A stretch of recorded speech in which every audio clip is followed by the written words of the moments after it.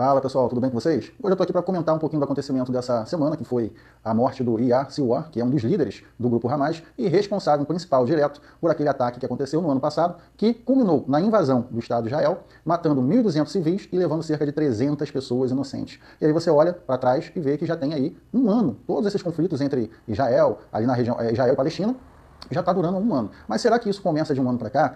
Essa é a grande questão. Algumas pessoas acham que esse conflito aí só dura um ano, mas na verdade, gente, esse conflito ele já vem se arrastando desde a criação do Estado de Israel, em 1948.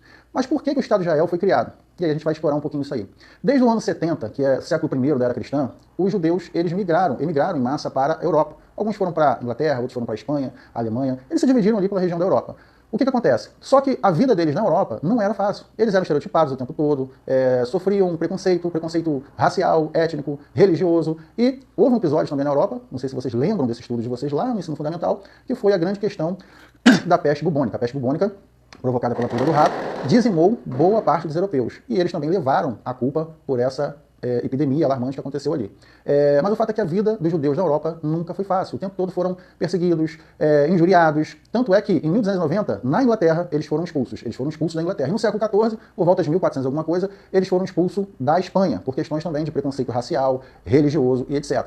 Só que é o seguinte, observa comigo, o que realmente culminou na volta dos judeus, a saída em massa dos judeus para voltar para a região da Palestina em busca de um Estado?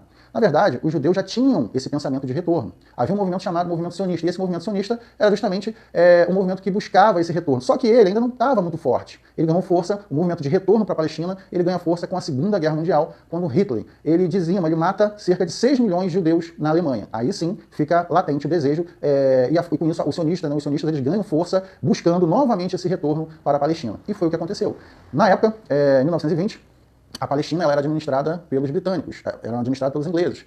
E isso facilitou, né, acordo com as Nações Unidas, Liga das Nações Unidas, para que os judeus voltassem para a Palestina. E aí eles voltaram com muita resistência, porque quando eles voltaram, observa bem, eles saíram no ano 70 e retornaram quase 2.000 anos depois.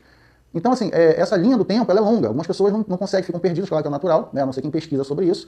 O fato é que eles ficaram quase 2.000 anos fora. E os judeus que voltaram, os judeus que estavam fugindo do nazismo não eram aqueles que haviam saído no ano 70. Eles eram judeus que haviam preservado as tradições históricas, culturais e religiosas dos seus anteriores, dos seus antepassados. Mas aí isso ainda era muito forte a questão de Jerusalém ser uma terra importante para os judeus, né?